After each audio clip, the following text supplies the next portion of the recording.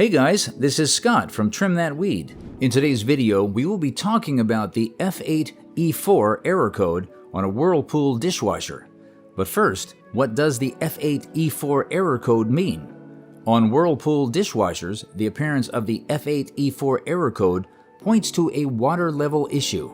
The water level in your unit could be either above or below the recommended level. This issue may arise from an installation problem, such as a faulty connection of the float switch of the water supply. The following are some of the common causes of the F8E4 error code. Poor connection of the water supply. The F8E4 error code may appear if there is a faulty water supply connection, such as an improperly seated rubber washer. Poor connection of the float switch.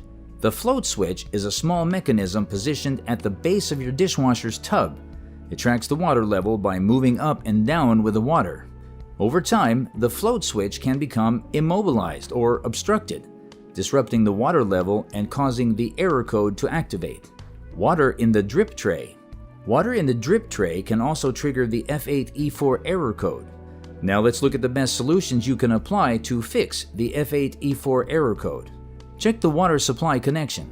Doing this can help you figure out whether the error is a result of a water supply connection problem.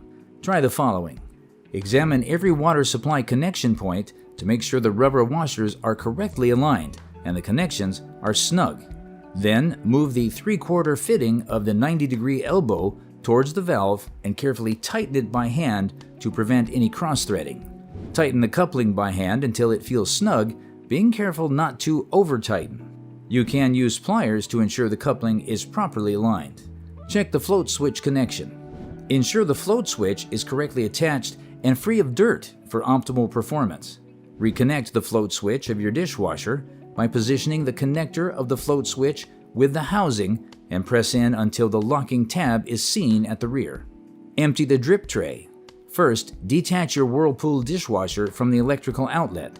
Then, firmly push the snap on both sides of the plastic drip tray inward, and then draw the drip tray toward you. Make sure not to pull the drip tray too far or too forcefully, as it can damage the float switch wire linked there. If the drip tray has water, drain it and place it back in the dishwasher. Thanks for watching.